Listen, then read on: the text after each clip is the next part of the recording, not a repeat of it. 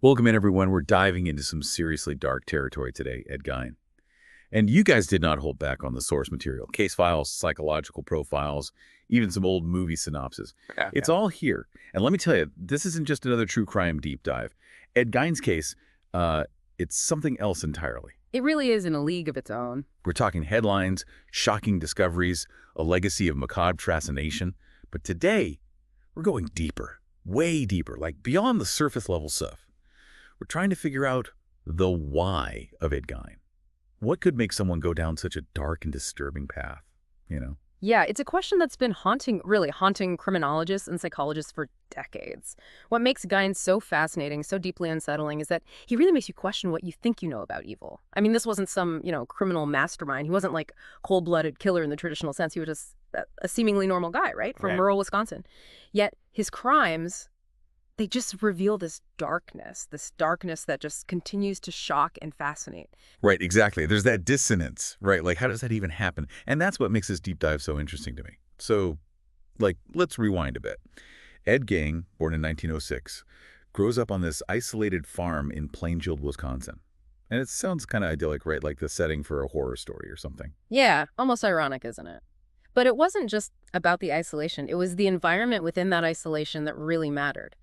Ed's mother, Augusta, she was, well, domineering, to say the least. She had these really strict, some might even say fanatical, views on sin, sexuality. Anything outside their farm was basically evil in her eyes. It definitely seems like, from reading the case files, that her worldview just, permeated everything, every aspect of their lives, especially Ed and his brother Henry's upbringing. Oh, absolutely. Total control. No social interactions, constant farm work, and those relentless, almost constant lectures about the dangers of the outside world and the wickedness of women. Just a total pressure cooker of isolation and fear. So you've got this isolated farmhouse, an overbearing religious zealot of a mother, and there's young Ed, already an outsider.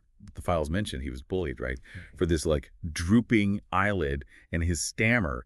They even called him Little Eddie as a grown man. Yeah, and that's a really important detail to pick up on. I think it speaks to this infantilization, the stunted emotional growth that Augusta fostered. These things might seem like, oh, just little details, but I think they really contributed to his social isolation, making him even more reliant on his mother for any type of connection or validation. Imagine being told the world is evil and then you experience social rejection because of your appearance on top of it all. It just reinforces that warped worldview. It really makes you wonder how much this was already in motion, even before all the tragedies that were to come. It's a question that's really at the heart of it all, isn't it? Was there something, already there in Ed? Or was it the environment that really shaped him into, well, Ed Gein, nature versus nurture and all that? Yeah, and it's tough to separate, right, like a chicken and egg kind of thing. But then things get even more complicated, right? Death kind of becomes this, recurring theme in his life. Tragically so. It starts with his father, George. He passed away in 1940. An alcoholic, often, butted heads with Augusta.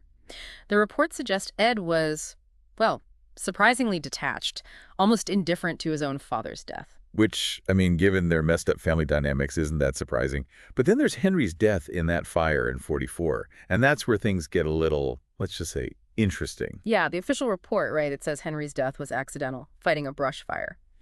But there are these other sources, like Yes. papers, right, and there are these inconsistencies in the police reports. Some folks suggest that Henry had these unexplained bruises on his head, which, could mean something else entirely happened. Okay, so now we're not just talking about a troubled family. Are you saying Ed might have had something to do with his own brother's death? We have to be careful here, right? There's no smoking gun, no definitive proof. But even the possibility, the whisper of it, it just casts a whole new light on everything. But what we do know is that Augusta's death in 1945, just a year later, that was the real turning point. No question. Right, because that's when he seals off her rooms, creating those shrines, I guess you could call them, to his mother. And his obsession with those true crime magazines ramps up, especially anything about headhunters, shrunken heads, that sort of thing. Yeah, put yourself in his shoes for a second, right? He's lost his father, his brother is gone, and the circumstances are, well, questionable at best. And now the one constant, the only person he was truly connected to, his mother, she's gone too. He's completely alone, consumed by grief and filling that void with these, macabre fantasies, just a complete break from reality. And it's not just reading about it either, right? Yeah. There's that really disturbing detail in the files about him sharing those gruesome stories. With the kids, he would babysit. Like, can you imagine little Timmy sitting there ready for a bedtime story and it's all shrunken heads and cannibalism? Ugh, yeah, so disturbing and so telling, don't you think? The lines between fantasy and reality for him are gone, completely blurred. He's surrounded by death, both in his readings and literally in those preserved rooms of his mother's. And now it's spilling out into his interactions with others, even children. And that's when the grave robbing starts. But it's not random graves.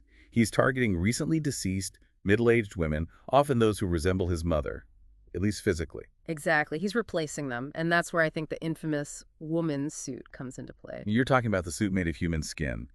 Yeah, that, even after reading all this, that's still, it just gives me chills. I mean, what would possess someone to create something like that? It's one of the most analyzed and debated aspects of the whole case. Some psychologists think it was his way of, in a way, wearing his mother, of feeling close to her again. It wasn't just a suit. He was trying to inhabit her skin, become her, maybe, to recapture that connection. It's horrifying, but I get it, given everything else. Others go even deeper, into more fetishistic disorders, extreme object relations theory, that it wasn't just his mother, but this warped desire to control, possess, maybe even become a woman, fueled by this distorted understanding of sexuality shaped by Augusta. So then you have this horrific creation, this woman's suit, and then the murders he confessed to, Mary Hogan in 54 and Bernice Worden in 57, were those directly tied to this suit? It's impossible to say for sure, but the timing and the way he treated the victims after death, I think it suggests a strong connection. Remember, Gens wasn't just killing, he was collecting these women. They weren't people to him, not really. They were materials. That it wasn't just the suit, right? When the police finally searched his farmhouse after Bernice Worden disappeared, what they found, it's like something out of a nightmare. It was pure chaos, the sheer volume, the depravity. Masks made of human faces, bowls made from skulls, furniture upholstered in human skin. This wasn't just hiding evidence, it was a display, like a collection. His mind was just gone. It's my understanding that the police only went to the farmhouse in the first place because Worden's son, who was a deputy sheriff, suspected Gein. They went looking for a missing person. I don't think they had any idea. None. It was a complete accident that they stumbled onto something so profoundly disturbing. It really did change everything, Not just how crimes are investigated, but it got into the public consciousness in a way few cases do. And while the woman's suit and the other stuff was awful enough, it's the unanswered questions, the other missing persons, that just adds another layer of horror to it all. You're talking about people like Georgia Weckler, the young girl who disappeared from her family's tavern, or Evelyn Hartley, the babysitter who vanished without a trace. Gein was considered a suspect in both cases, but nothing was ever proven. Yeah. Yeah, it's eerie, right? To think there could be other victims, other families out there with no answers, makes you realize how much we take for granted all the forensic tools they have now, DNA and all that. Back then, they were just figuring it out. It's true. Can you imagine a case like Gein's today? With DNA analysis, the psych profiles they can do, it really makes you realize how far we've come in understanding both forensic science, but the criminal mind too. They were walking into this blind. Totally. And speaking of uncharted territory, the trial itself, I mean, that was a huge media circus, wasn't it? Small town farmer, these gruesome accusations. It must have been national news. Oh, it was international. This case, it struck a nerve, went way beyond just the shock value. It made people look at their neighbors, their communities, and wonder what's really going on behind closed doors. So what happened? I mean, with the evidence, the confessions, he was found guilty, right? Well, yes and no. Gein actually pleaded not guilty by reason of insanity. Oh, wow. And they went for it. After a bunch of psychological evaluations, the court found him incompetent to stand trial. So he was committed to a mental institution, not a prison. Hold on. So for like a decade, he's in a hospital, not doing time for murder. Exactly. And it caused a huge uproar. People were debating the insanity plea. If someone that messed up could be not guilty, It really got to the core of how we view evil, responsibility, big stuff. I bet. So did he ever actually stand trial for what he did? He did, yeah. In 1968, after years of treatment and more evaluations, they decided he was competent enough. This time, he was found guilty of Bernice Worden's murder. But because they still considered him legally insane at the time, it was back to the institution, where he stayed until he died. So a guilty man, but never really facing the music, you know? Yeah. But even locked away, his story didn't end there. It's like he had this whole other life in pop culture, movies. It's inescapable. And the movie stuff is really interesting because it wasn't just about like, oh, he's creepy, let's put it in a horror movie. It was the psychology of it that grabbed people. Yeah, like Norman Bates, right. The whole mother thing, the weird suits. Psycho definitely has Gein's fingerprints all over it. Yeah. 100%. And then you've got Buffalo Bill and Silence of the Lambs. I mean, talk about a direct line, Yeah. making a suit of his own.